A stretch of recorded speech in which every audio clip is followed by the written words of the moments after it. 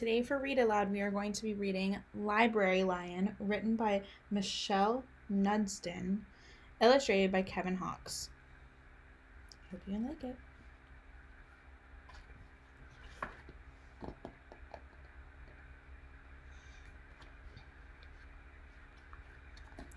Library Lion. One day, a lion came to the library. He walked right past the circulation desk and up into the stacks. Mr. McBee ran down the hall to head librarian's office. "Miss Merriweather," he called. "No running," said Miss Merriweather without looking up. "But there's a lion," said Mr. McBee, "in the library." "Is he breaking any rules?" asked Miss Merriweather. She was very particular about rule breaking. "Well, no," said Mr. McBee. "Not really." "Then leave him be."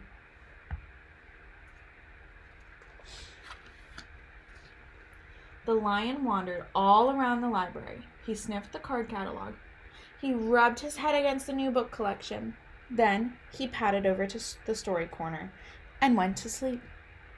No one was sure what to do. There weren't any rules about lions in the library.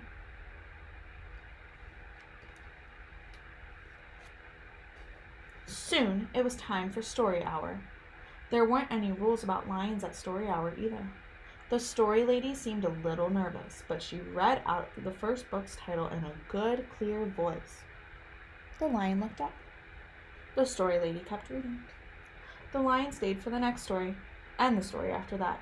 He waited for another story, but the children began to walk away. "Story hour is over," a little girl told him. "It's time to go."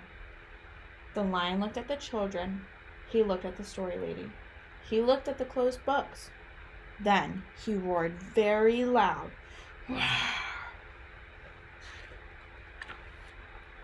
Miss Merriweather came striding out of her office. "Who is making that noise?" she demanded. "It's the lion," said Mr. McBee.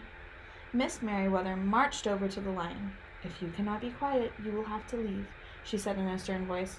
"Those are the rules." The lion kept roaring. He sounded sad. The little girl tugged on Miss Merriweather's dress.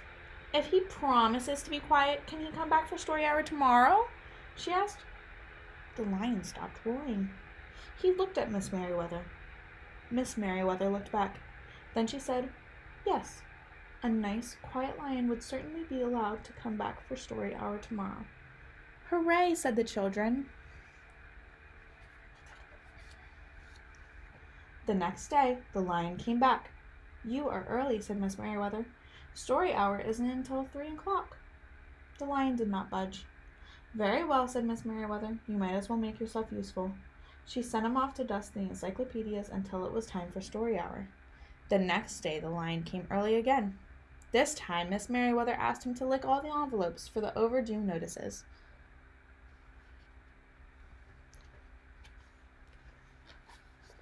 Soon, the lion began doing things without being asked. He dusted the encyclopedias, he licked the envelopes, he let small children stand on his back to reach books on the highest shelves.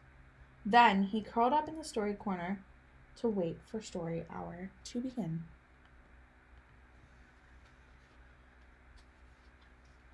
At first, the people in the library were nervous about the lion, but soon they got used to having him around.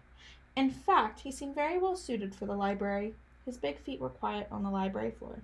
He made a comfy backrest for the children at story hour, and he never roared in the library anymore. What a helpful lion, people said. They patted his soft head as he walked by. How did we ever get along without him? Mr. McBee scowled when he heard that. They had always gotten along fine before. No lions were needed. Lions, he thought, could not understand the rules. They did not belong in the library.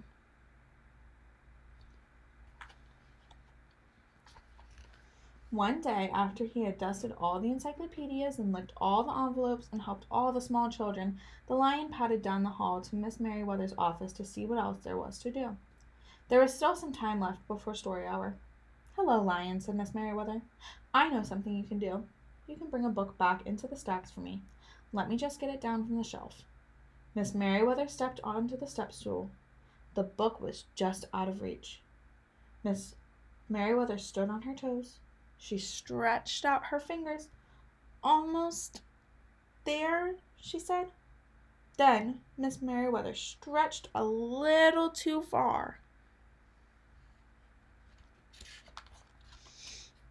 Ouch, said Miss Merriweather softly. She did not get up. Mr. McBee, she called after a minute. Mr. McBee. But Mr. McBee was at the circulation desk. He could not hear her calling. Lion, said Miss Merriweather, please go and get Mr. McBee. The lion ran down the hall. No running, Miss Merriweather called after him.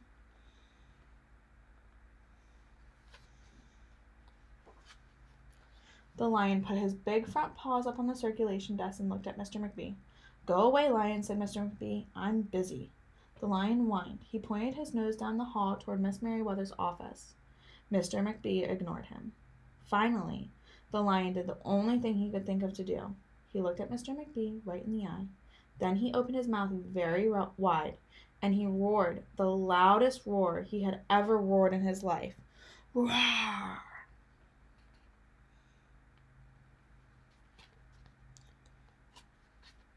Mr. McBee gasped. You're not being quiet, he said to the lion. You're breaking the rules. Mr. McBee walked down the hall as fast as he could. The lion did not follow him. He had broken the rules. He knew what that had meant. He hung his head and walked toward the doors. Mr. McBee did not notice. Miss Merriweather, he called as he walked. Miss Merriweather, the lion broke the rules. The lion broke the rules.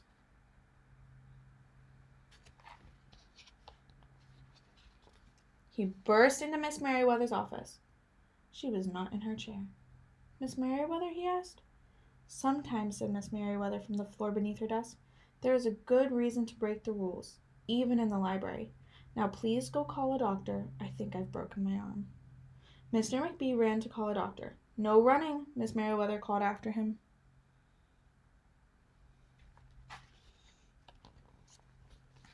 The next day, things were back to normal. Almost. Miss Merriweather's left arm was in a cast. The doctor had told her not to work too hard. I will have my lion to help me, Miss Merriweather thought. But the lion did not come to the library that morning. At 3 o'clock, Miss Merriweather walked over to the story corner. The story lady was just beginning a story for the children. The lion was not there. People in the library kept looking up from their books and computer screens, hoping they would see a familiar furry face. But the lion did not come that day. The lion did not come the next day either, or the day after that.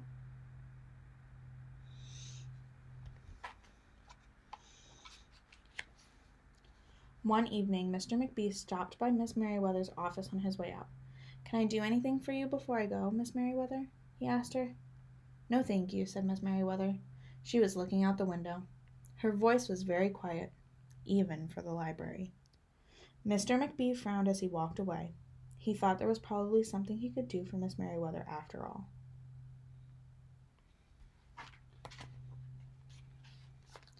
Mr. McBee left the library, but he did not go home. He walked around the neighborhood. He looked under cars. He looked behind buses. He looked in backyards and trash cans and tree houses.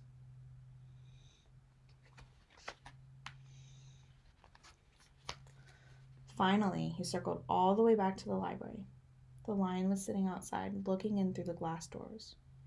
Hello, Lion, said Mr. McBee. The lion did not turn around. I thought you might like to know, said Mr. McBee, that there's a new rule at the library. No roaring allowed unless you have a very good reason. Say, if you're trying to help a friend who's been hurt, for example. The lion's ears twitched. He turned around, but Mr. McBee was already walking away.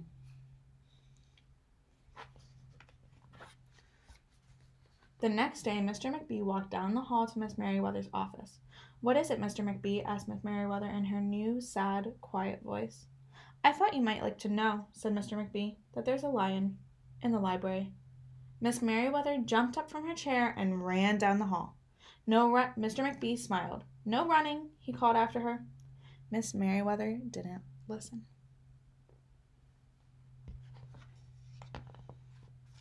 Sometimes there was a good reason to break the rules, even in the library.